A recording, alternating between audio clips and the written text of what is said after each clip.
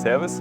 In dem heutigen Video geht es um das ganze Themengebiet Elektronik bei den X-Types. Zum einen, was haben wir alles für Geräte dabei, wie laden wir das Ganze und danach auch noch, wie verstauen wir das Ganze und bewahren unsere Ordnung, also die Logistik dahinter.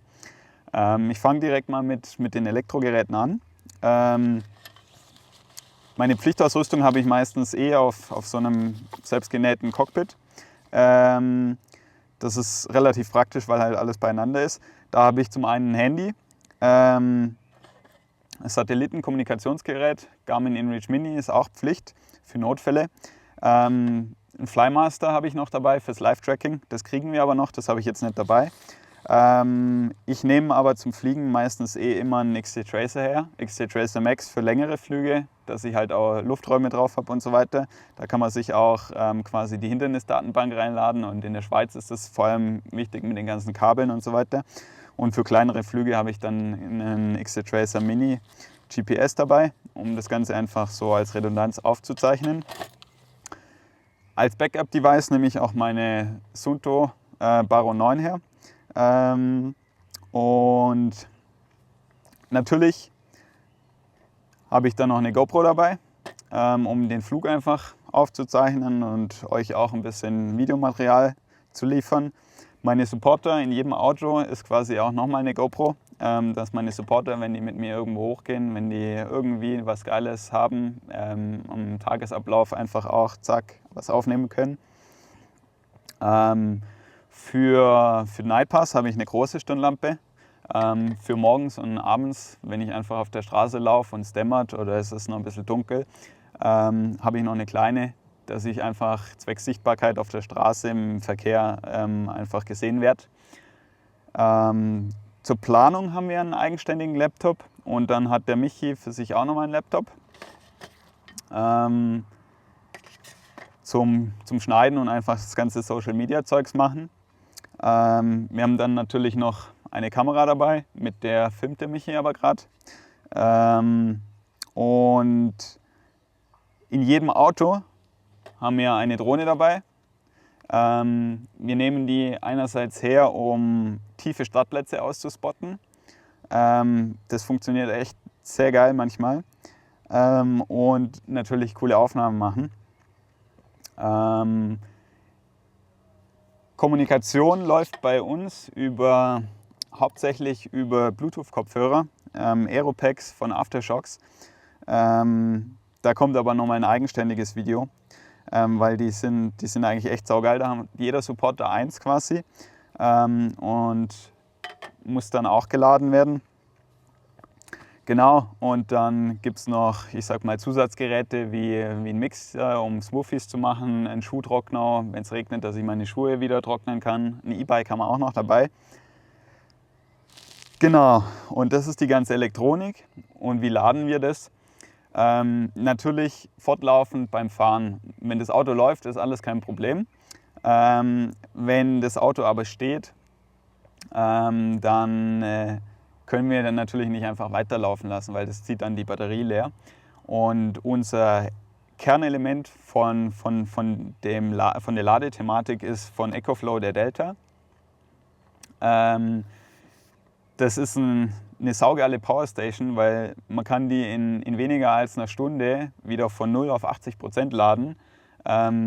Die hat fast 1300 Wattstunden Kapazität, Spitzenleistung über 1800 Watt. Und natürlich kann man tagsüber, wenn man sie dann nachts leer saugt, eigentlich fortlaufend während dem Autofahren über 12 Volt laden oder eben über Solar. Und wir haben Wechselrichter integriert mit 4 230 Volt Steckdosen. Dann haben wir noch 18 Outputs für USB-Geräte und wir nehmen dann sogar noch USB-Verteiler her, um einfach mit einem Element komplett alle unsere Elektronik im Worst Case laden zu können. Genau, und natürlich für mobiles Charging haben wir eine Reihe von Powerbanks dabei. Zum Fliegen habe ich meistens eine 5000 mAh Powerbank dabei, die ist super leicht. Für, ich sag mal, normale Flüge langt es aus. Für richtig lange Flüge nehme ich dann doch eher 10.000 mAh mit. Falls ich mal Bergbiwak mache zum Beispiel, oder wir uns halt, meine Supporter und ich, abends nicht treffen, haben wir auch größere Powerbanks noch, um einfach meine Pflichtausrüstung auch irgendwo unterwegs laden zu können. Genau. E-Bike-Ladegerät, dann hat man noch das E-Bike mit einem Ersatzakku. Und das ganze Laden haben wir einen Haufen Kabel dabei. Eigentlich für jedes Gerät so mindestens ein Backup. Also ich habe die Suunto, da habe ich 2 Kabel. Wir haben die Bluetooth-Kopfhörer, da haben wir Kabel dabei.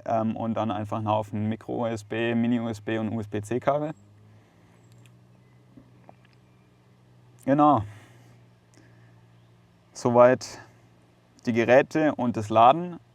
Und jetzt schauen wir uns an, wie wir das Ganze quasi dann ins Auto packen.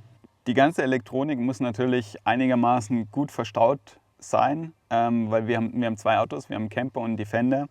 Der Defender wird wahrscheinlich die meiste Zeit bei mir sein, weil das einfach das handlichere und mobilere Auto ist. Deswegen ist das jetzt zugeschnitten für den Defender, aber im Wohnmobil funktioniert es auch, da ist es gar kein Problem. Und wir haben deswegen 3 Elemente, um einfach flexibel in den Autos zu switchen. Das ist einmal die Powerstation, der EcoFlow Delta. Dann haben wir hier einmal so eine schöne Kiste mit Kamera und Drohne. Dann ist noch das Zeug von Michi drin, quasi mit Laptop, Ladegerät für die E-Bikes, Ersatz-E-Bike-Akku, Ladegerät für einen Laptop und eben das Netzkabel für die Powerstation und eben der 12-Volt-Adapter. Und dann haben wir hier nochmal eine Kiste, die man einfach schön irgendwo in ein anderes Auto stellen kann. Da sind zum einen dann die ganzen Powerbanks drin. Dann haben wir noch einfach mit kleinen Elektrogeräten, die geladen sind. Da sind dann die Backup Aftershocks Aeropacks drin, die Bluetooth-Hörer, Kopfhörer. Dann haben wir noch so Sachen wie die Stirnlampen und einfach andere kleine Geräte, die nicht in Gebrauch sind. Hier ist dann das Kabelcase.